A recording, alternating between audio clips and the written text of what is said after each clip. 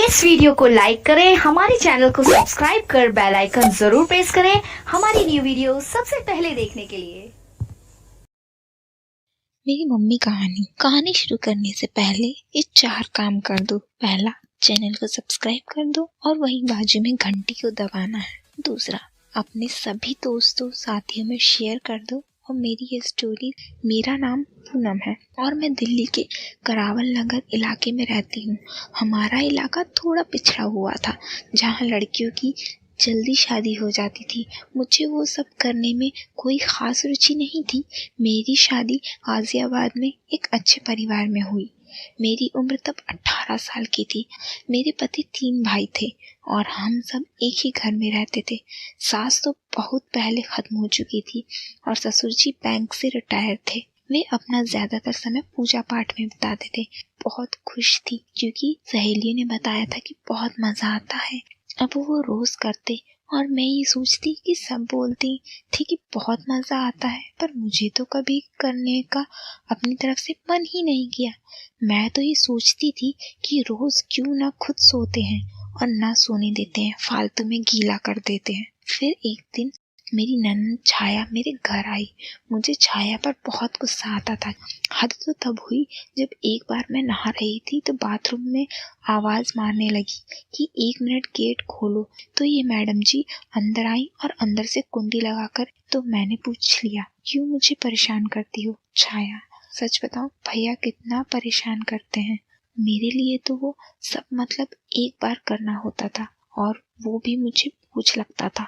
तो मैंने बता दिया कि बहुत परेशान करते हैं। पहले तो वो खुश थी कि रोज करते हैं, पर जब उसे पता चला कि रोज सिर्फ एक बार और वो भी 2-3 मिनट के लिए, तो वो समझ गई कि मुझे वो सब के बारे में ज्यादा कुछ नहीं पता। छाया भाभी, पर छाया के दिमाग में तो कुछ और ही था। वो बिल्कुल खुल चुकी और दिल में रो रही थी, पर ससुराल था और न चाहते हुए भी ननद की बात माननी पड़ रही थी। मेरा दिमाग काम नहीं कर रहा था। आज मुझे समझ आया कि आपको वो सब करने से नफरत क्यों है। मेरी मासूम भाभी बाहर ही बात करेंगे क्योंकि छोटे भैया को भी काम पर जाना है और हमें बहुत ज्यादा देर हो गई है, छाया ने बात काटते हुए कहा, जो सही भी था। और जैसे ही वह गेट खोला, बड़े भैया मतलब तेरे बड़े चाचा सामने खड़े थे और नहाने का इंतजार कर रहे थे। हम साथ में बाहर निकले थे और क्योंकि मैं उनकी भाभी थी तो उन्होंने मुझे मजाक में टोकते हुए कहा, मैंने भी अकेले नहाने जा रहा हूँ, मेरे साथ भी नहा लो भाभी। मैं शर्म से लाल थी तो कुछ नहीं बोली और चुपचाप पूजा करके रसोई में जाकर खाना बनाने जाने लगी। भाभी, इसका जवाब एक शर्त पर दूंगी। शर्त? कैसी शर्त? आपको बीच वाले भैया के साथ करना होगा। नहीं दीदी, ये पाप है और वो उनके छोटे भाई हैं। आप कैसी बात कर रही हो? भाभी, आपको कुछ नहीं पता। आप अभी तक कुंवारी हो। आपको लगता है कि बड़े भैया रोज करते हैं, पर आपके साथ आज तक नहीं हुआ, इसीलिए मेरा छूना आपको इतना अच्छा लगा। छाया एक सांस में बोल गई, वैसे बड़े देवर जी देखने में भी इतने अच्छे हैं और हंसमुख भी हैं, पर मैं कैसे बोलूंगी और कहीं किसी को पता चल गया, और ये पाप भी तो है कि अपने ही देवर के साथ। नहीं नहीं दीदी, मुझे नहीं हो पाएगा। देखो भाभी, अगर करना ही है तो सब मैं करवा दूंगी, क्योंकि भैया का भी मन है। ये उनके तौलिए में बना हुआ तंबू बता रहा था। और अगर आपको लगता है कि पाप है तो रहने दो, मत करो, पर अब मेरा मन कर रहा है तो मैं तो करूंगी आपके साथ। अचानक आई एक खांसी ने हमें जोर का झटका दिया। छोटे भैया आप? हमारे मुंह से निकला। छाया तो शर्म से चली गई बाहर, पर मेरा तो ससुराल था। मैं मुंह छुपा के खड़ी हो गई क्योंकि मेरे पास दूसरा कोई रास्ता नहीं था। मेरे आंसू मेरे गाल से होते हुए मेरी छाती पर गिर रहे थे।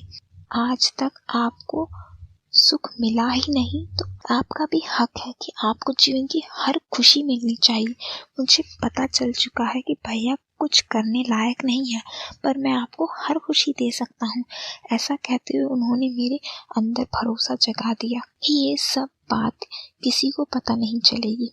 तो चले भाभी, काम शुरू करें? नहीं भैया, अभी सब है, आप दिन में आ जाना।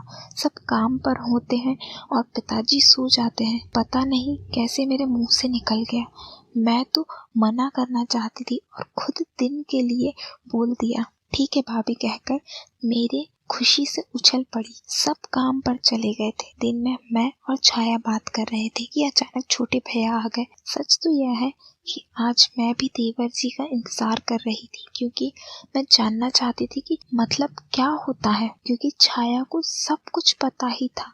तो छाया बाहर चली गई और किसी से फोन पर बात करने लगी, मगर मैं खड़ी होने लगी तो उन्होंने मना कर दिया। बोलने लगे कहीं मत जाओ भाभी, 5 मिनट बाद दोबारा से सब फिर से होगा, कहीं नहीं जा रही। मगर उसी वक्त कुछ ऐसा हुआ, बड़े भैया आप, मेरी आंखें फटी की फटी रह गई जब देखा गेट पर छाया और बड़े भैया खड़े हैं। छाया हमेशा हंसती रहती है पर मुझे फंसा देती है। सॉरी भाभी, आपको इतनी कमाल की है।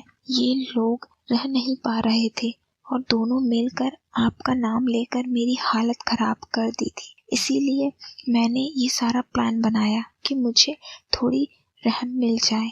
हम छोटे से ही ये खेल खेलते हैं और जब बड़े हुए तो आना शुरू हुआ। बड़े भैया को पता चल गया था कि वो नहीं कर पाते, इसलिए उन्होंने खेलना छोड़ दिया।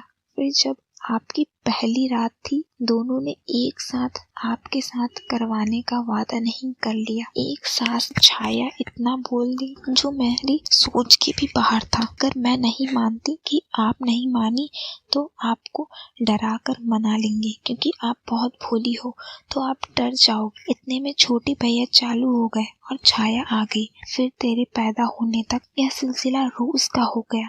अब मुझे भी अच्छा लगने लगा था। फिर तू पैदा हो गया और तेरे दादाजी के खत्म होने से सब अलग अलग रहने लगे।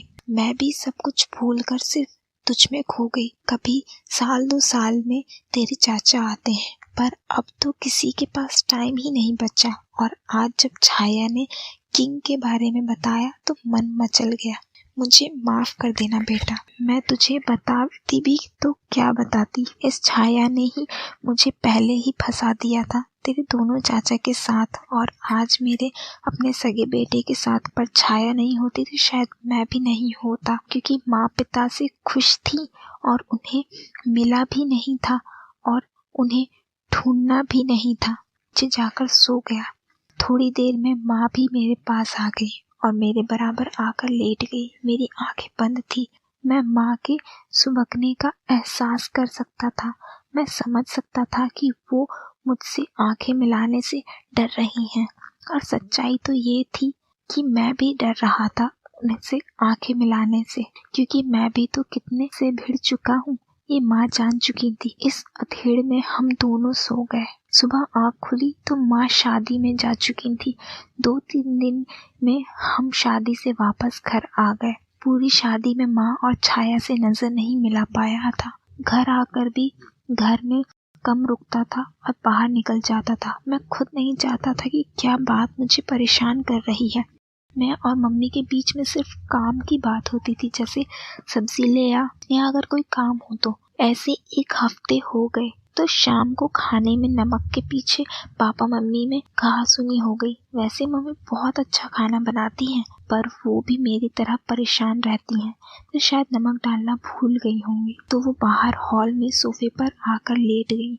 वो मेरी माँ है। मम्मी आप मेरे बेड पर लेट जाओ, आज मैं सोफे पर लेट जाऊंगा। नहीं बेटा मैं ठीक हूँ, तू सो जा आराम से। नहीं मम्मी आप सोफे पे नहीं सोएंगी, पूरे दिन घर का काम करती हो, अगर आराम नहीं करोगी तो बीमार हो जाओगी। इतनी चिंता है तो जॉब कर ले, नौकरानी रख ले अपनी। आपकी बात ठीक है मम्मी, पर कोई अच्छी जॉब तो मिले। और जॉब मिल भी गई तो आज ही सैलरी या नौकरानी तो आ नहीं जाएगी, तो आप मेरे बेड पर सो जाओ।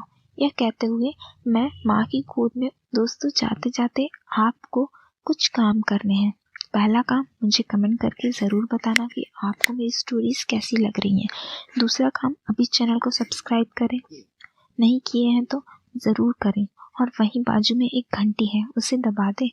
आखिरी में मैं इतनी अच्छी कहानी बनाती हूँ और मुझे यकीन है आप सबको बहुत मज़ा आता होगा। बस इतना ही सिंपल काम है, तो जल्दी से कर दें। धन्यवाद। चलो मैं अब चलती हूँ, मिलूंगी अगली स्टोरी में। बाय।